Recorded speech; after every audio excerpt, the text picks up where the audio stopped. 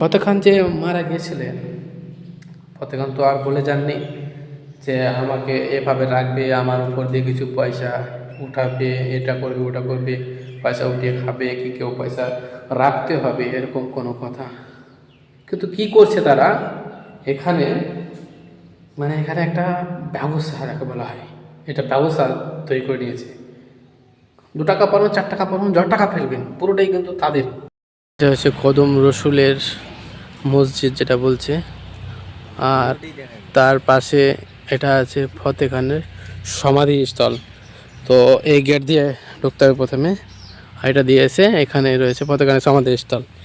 তো আমরা সেই সমাধিস্থলে ভেতরে গিয়ে দেখবো যে ফতেহ খানের সমাধিস্থল, ফতেহ খানি সেই জায়গাতে কবর দেওয়া আছে, সেই কবরটাকে আমরা দেখবো এখন।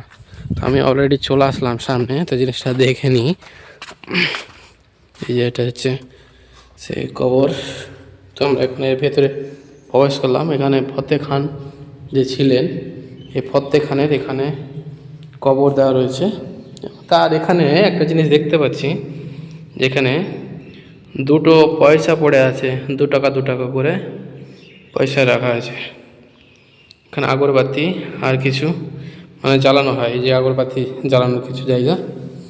এসে বাইরের দিকটা দেখাচ্ছি ফতেহ খানের সমাধিস্থল, মানে অ্যাকচুয়ালি কবর। তো দেখে নিলাম, এটা চাদর দিয়ে ওড়া আছে। চাদরটা যদি ওপেন করে দেখা যায় হয়তো জিনিসটা দেখতে পাওয়া যাবে, কিন্তু আমি যা দেখলাম জিনিসটাকে যদি ঘুরে দেখাই, মানুষ কত কি করে, মানে বিভিন্ন রকম ব্যবসা বলুন আর কিছু বলুন, এটা করুন ওটা করুন, বিভিন্ন রকম জিনিস করে। কিন্তু এটা যে আমি দেখছি, বিভিন্ন রকম আচার দেখবেন আর কিছু দেখবেন, কিন্তু পুরোটাই কিন্তু সেম সিস্টেমই রয়েছে। মাজারও বলতে পারেন আর কিছু বলতে পারেন। ফতেহ খান যে মারা গিয়েছিলেন, ফতেহ খান তো আর বলে যাননি যে আমাকে এভাবে রাখবে, আমার উপর দিয়ে কিছু পয়সা উঠাবে, এটা করবে ওটা করবে, পয়সা উঠিয়ে খাবে, কি কেউ পয়সা রাখতে হবে, এরকম কোনো কথা। কিন্তু কি করছে তারা এখানে, মানে এখানে একটা ব্যবসা যাকে বলা হয়, এটা ব্যবসা তৈরি করে নিয়েছে। 2 টাকা পারবেন, 4 টাকা পারবেন, যত টাকা ফেলবেন পুরোটাই কিন্তু তাদের, ঠিক আছে। যত টাকা করবে সম্পূর্ণটাই কিন্তু ওদের।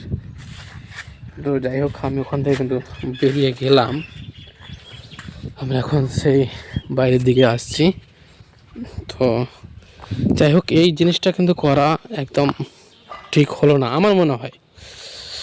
কারণ একজন ব্যক্তি মারা গেল, তার উপর দিয়ে তার আমরা যে পয়সা ইনকাম করব আর কিছু করব, এটা কিন্তু একদম ঠিক না আমার বলে মনে হয়।